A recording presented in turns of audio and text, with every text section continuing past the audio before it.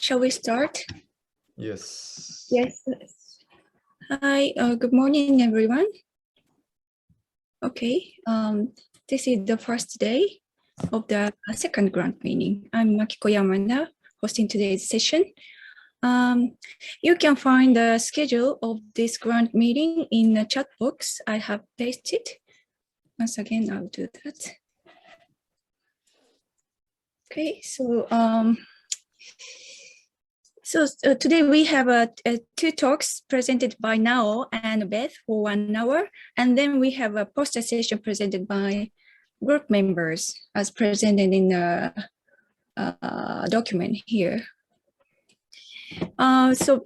Just to remind you that before starting, this is the closed meeting so that the contents presented during the grant meetings are confidential, except that the presenters are fine with opening their contents.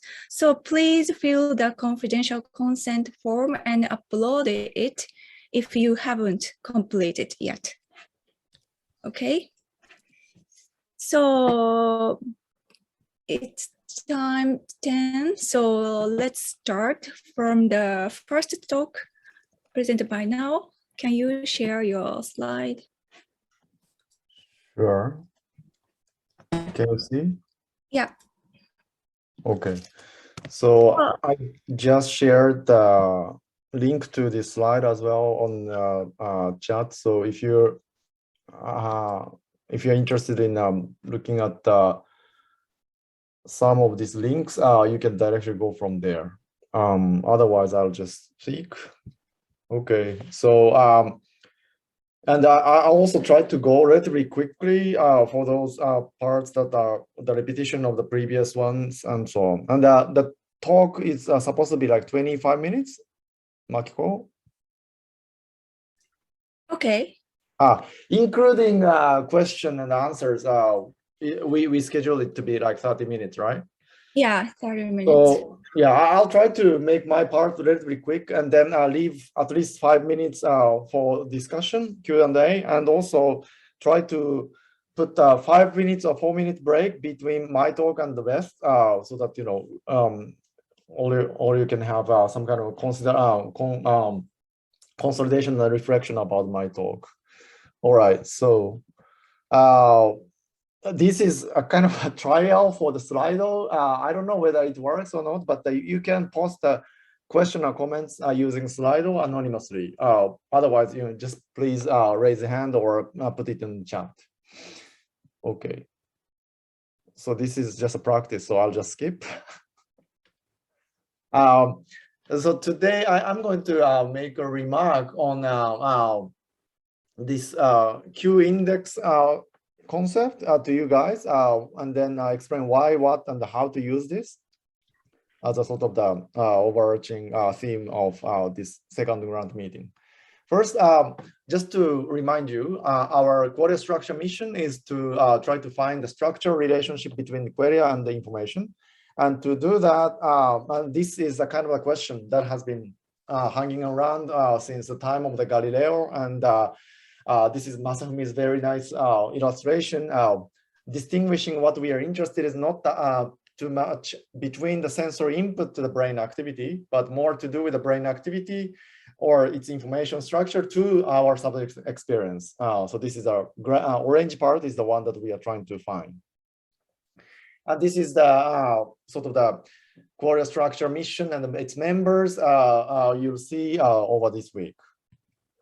And one key concept of our Qualia structure mission is to use the concept called Yoneda lemma in a category theory. So instead of asking directly what is the character of redness itself, we are trying to use the relationship between Qualia of red or some object with others. And this is related to some concepts, you know, definition of the meaning of the words, or animal plants in ecological environment, or some physical object like a black hole that you cannot observe directly. And towards the end of this week, we have some guest speaker talking about how the meaning arises from children or babies in our where we host the talk, Hagihara-san. So please, you know, attend that. And then through this similarity comparison or characterization of the relation with others, we are trying to characterize the qualia of the redness itself. And this is a short timeline which I presented in the last meeting, where we explained that I and Makiko and Masafumi started as a PI, 3PI for this qualia structure B. And then Yusuke and Steve and Hayato and I joined since last year, April, to make it bigger kind of scale. And then we are trying to upgrade it to qualia structure to achieve our aim, scientific aim of understanding finding of relationship between consciousness and matter, basically. And then it's kind of very fast that this even 2.5 years of the grant has already almost towards the end, in fact. And the end of this grant is approaching next year, March 2023. And we are now here, 2020 March, right? And then as you know that we have already done a lot of things, activity over 1.5 years, including this, qualia structure character contest, including this second generation of the characters that we are kind of saving for the, our upgrade to the qualia structure A, and this, sound qualia structure that we also use for, some interviews of our neural-based consciousness YouTube channel. And I also thought that maybe it's interesting to do another contest using a video modality, like asking people to upload like 15 seconds of the video to make more complex query or something like that. And also we now have this query structure t-shirts on the left, designed by our member. So we recently learned that the application for this next one, query structure A, will probably be announced around May this year. It's like only 2 months from now, very quick. And the deadline is likely to be July this year, and then interview will be probably by the next year, early January or so. So by upgrading this, what we are hoping for is to expand this number of the PIs and also extend the duration to 5 years, and that would probably allow us to hire 10 postdocs or so. And also we'll be able to give a small but individual grants to you guys so that you can do your own individual research. But this will go under the scrutiny and also grant proposal process. And here, still the success rate is going to be very low, like 8%. But the good news is that we don't know exactly whether it's going to be like that. But according to the previous statistics, continuation of the already successful grant tends to have a higher success rate, like 24% in Japan. So what we want to do in today's talk is to give you an background or sort of the global view of what we are going to write in this grant and why we are going to tell you this time. So in this grant proposal, we are going to write something like aims and background of the core structure, but also how we manage and also what kind of vision we have and what kind of support we can expect from the members of the core structure, because this is a really like team effort kind of thing. This is very important. And then concrete plans and methods for each individual projects. And also another interesting thing or important thing is to think about impacts. So these 4 components, including also a track record, requires your cooperation. And that's why I'm spending some time today, right? And this leads to the concept that I recently learned called the hedgehog concept. And what's the hedgehog concept? It's a kind of business concept, most really well articulated by Jim Collins' book called Good to Great. And basically, in short, the most successful or great companies tend to have 3 components and also have a clear goal that intersects among 3 things. So in our case, it corresponds to roughly like what our aim is. Like clarifying our aim of this project, like to understand the relationship between structure of query and the information, and also important to understand what we can be the best in the world at. And it's still like an ongoing kind of thinking. But what I and also other PIs tend to agree is that we can be the best in the world by doing these interdisciplinary collaborations, not really doing one particular, methods or particular proposing theory or doing some kind of, collection of the humongous data or whatever, There are things that we cannot do, but what we can do is to consolidate our relationship and then to think about very new idea, interdisciplinary and flexibly. So that's the thing that we can do, I think. Much better than other entity in the world.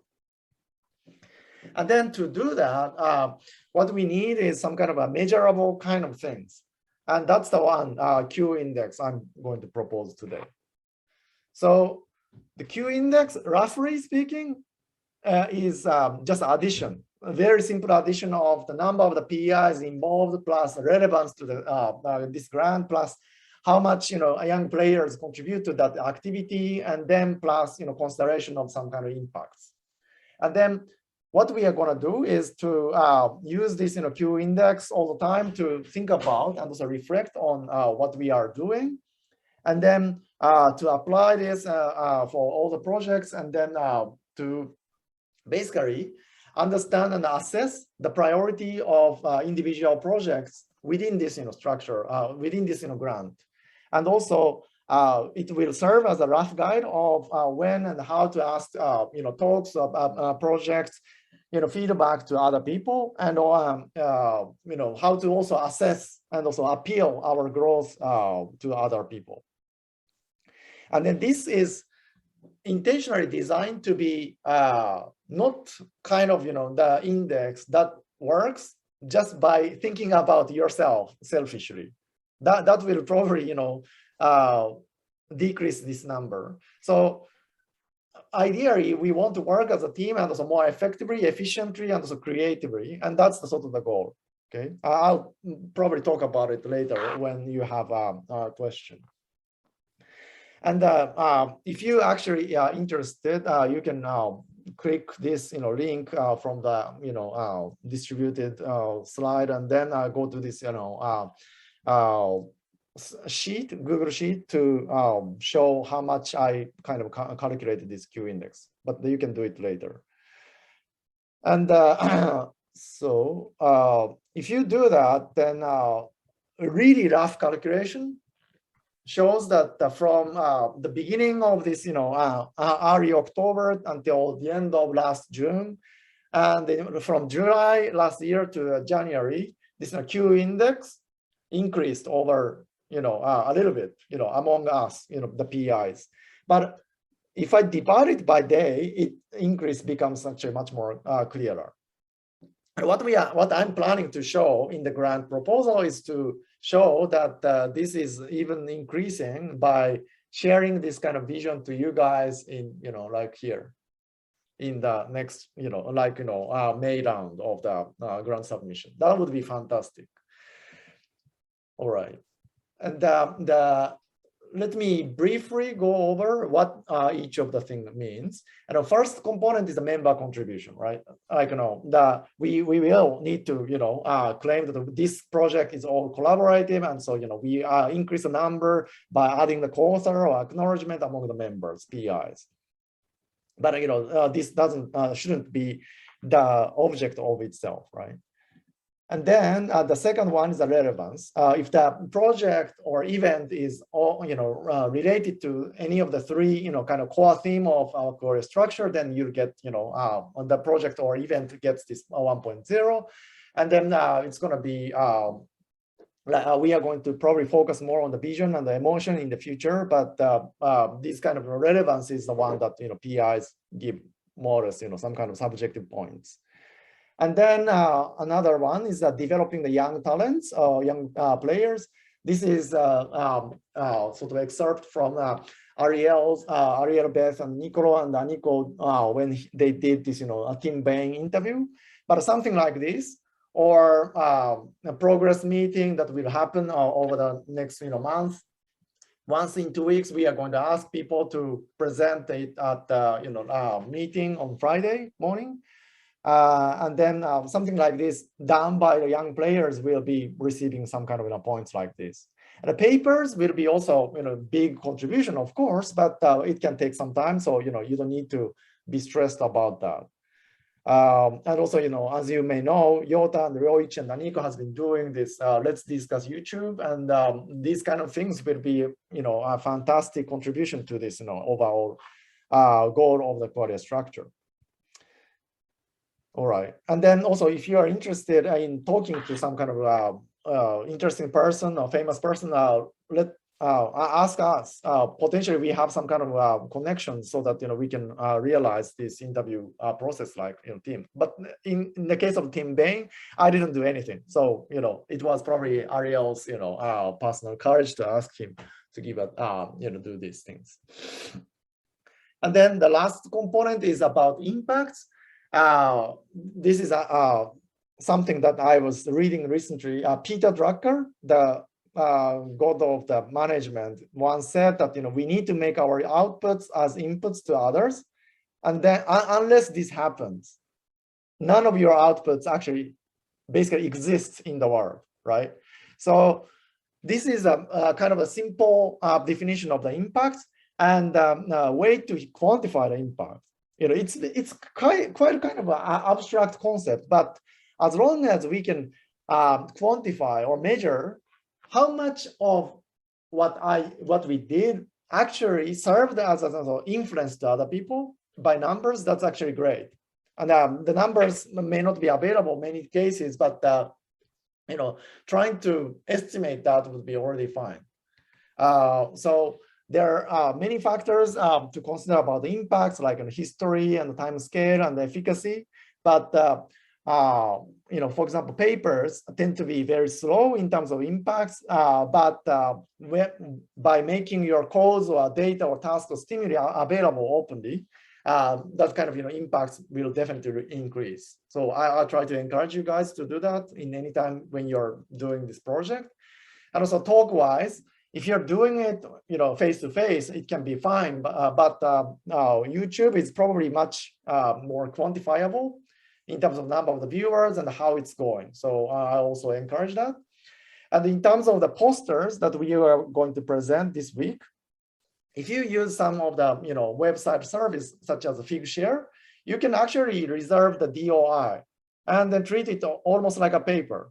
So I strongly encourage you to upload the posters and then to tweet or advertise it, and ask me if you want to advertise your posters as well. That's also quite a good kind of quantification of the impacts. You can see how many people downloaded, how many people viewed, and so on.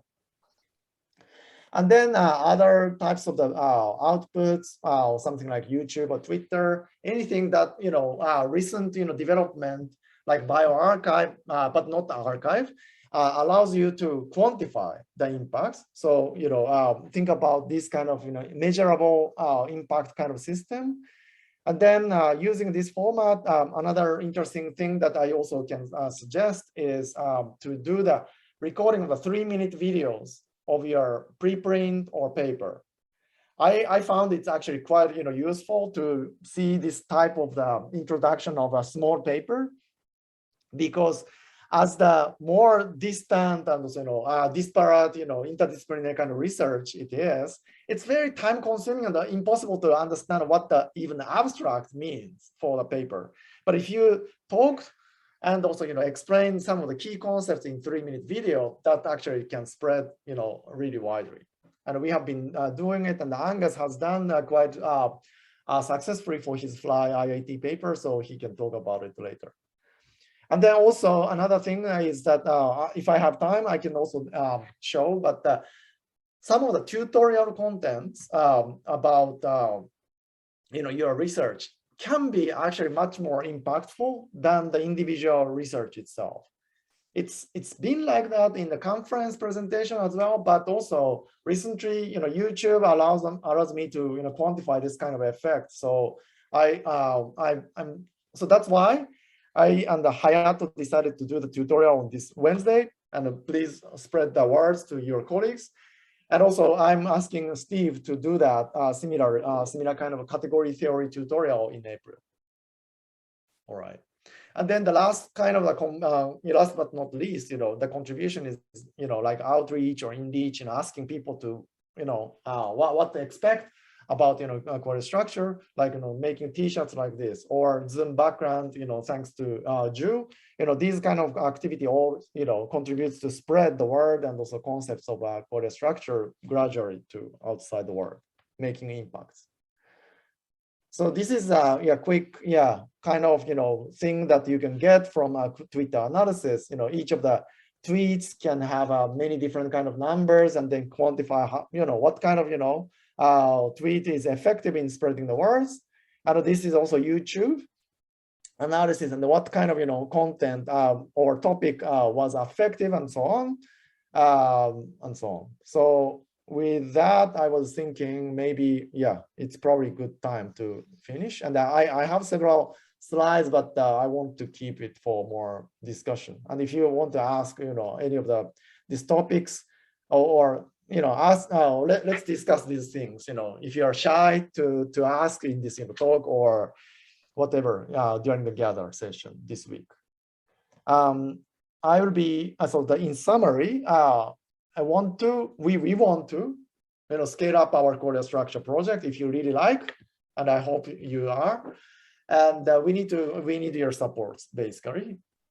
And as a one way to measure our progress and also calibrate what we are doing, we are proposing this in a Q index.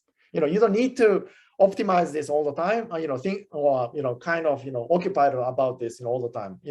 As a PI, we are meeting like once in 2 weeks, and then we are kind of checking these things. We are going to check this, so you don't have to be panicking about this, but think about any kind of events or activity that you organize, and then let us know if you did it. Unless you tell us as an input to us, your output doesn't exist.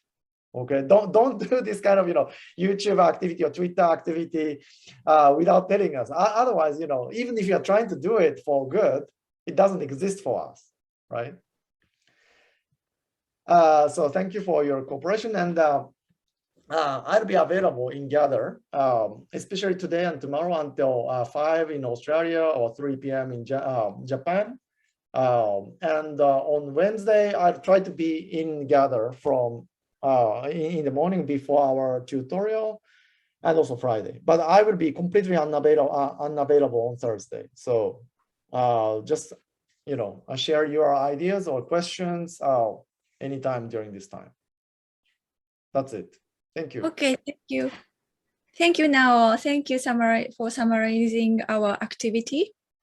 And I think Nao has presented a quite interesting idea of Q index, how we measure all the activities related to Qualia structure. So PIs have already discussed about it, and then we are very excited by this index, but we would like to hear your questions and then any ideas related to Nao's talk. Maybe I'm gonna ask very quickly. So you mentioned this Q index. Would you make a kind of spreadsheet to share together, and you automatically calculate it? Or so as I kind of mentioned, it's shared at the moment, and I don't know whether I'm going to continue to share, but the plan is to keep on sharing this with you guys. I think probably some of you guys are probably looking at it, no? Or you can't access to this? No. What I'm sorry, yeah, I didn't check it. Sorry, yeah. maybe, okay, so I might have failed to share this, but here is the kind of thing. And this is very, rough, as you may see. So these 4 columns are the only ones that are relevant, 5 columns. And then I just gave 1 or 0 for many of these, events based on our newsletter distributed to, everybody on the beginning of the last July or this January. All right. Any other comments, questions?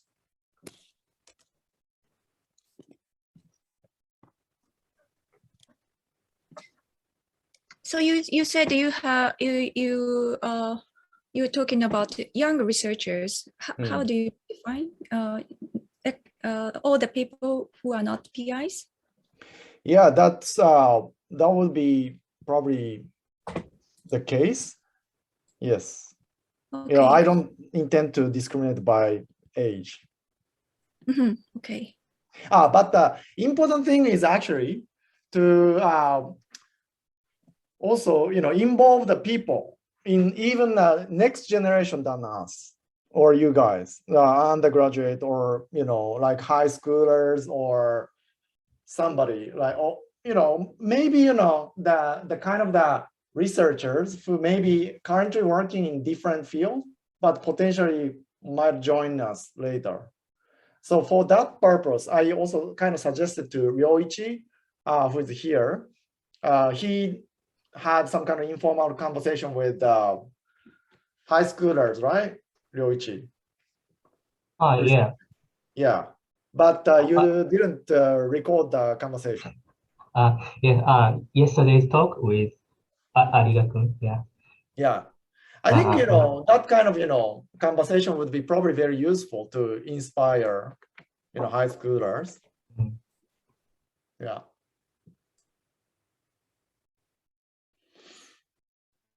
Maybe if you don't have much thing, then maybe I can just briefly give my quick analysis of the Twitter and also YouTube just in 2-3 minutes. So one is that this is a distribution of the Twitter followers and also the numbers in the climate science, but I think this probably holds for even neuroscience. Roughly speaking, if you have 2,000, 3,000 followers, you are top 10%. You are in the kind of, influencer. And to get there, it's actually quite not that difficult, I imagine. There is a strong, first of all, correlation between how much you tweet and how much followers you get. So the more you tweet, you automatically get the followers, okay? And also following the person that you are interested in initially, and also retweeting the useful information like, preprint or publications and so on, will automatically also attract your followers and so on. So, if you are interested, take a look at this, page to increase the number of the Twitter's followers. And I can also talk about it later on together. And then Twitter's benefit will probably increase as you start earlier. So I also recommend you take a look at this one. And also, Yusuke also has lots of followers, more than so his point could be also taken. He has probably specific his own strategy. And then last the YouTube video wise, it also turned out that now we have 1,000 followers, which is roughly like top 10% among the YouTube channels. And then by looking at how many views we get, one thing I noticed really strongly is that the people really like the follow-up discussion of an existing kind of content. So what we should have done is like this very popular kind of symposium content like development of consciousness, and then followed by the discussion. And most likely, this follow-up discussion would have probably increased or it would have been potentially more, popular than the talk itself. And something like that happened also, in the Qualia symposium. It was more, I think, follow-up is viewed 1,000 times compared to the actual symposium. Maybe that's because, actual symposium is too difficult for many people, but a follow-up is much more easy and also understandable to many people. I see Shin's face here, and the informal interaction with Shin and us might have been also quite a bit strong driver for this as well. Anyway, so you can take a look at this, in my quick analysis of what kind of content is very useful for or popular for the YouTube later. Great. Okay. So this is now time is up. So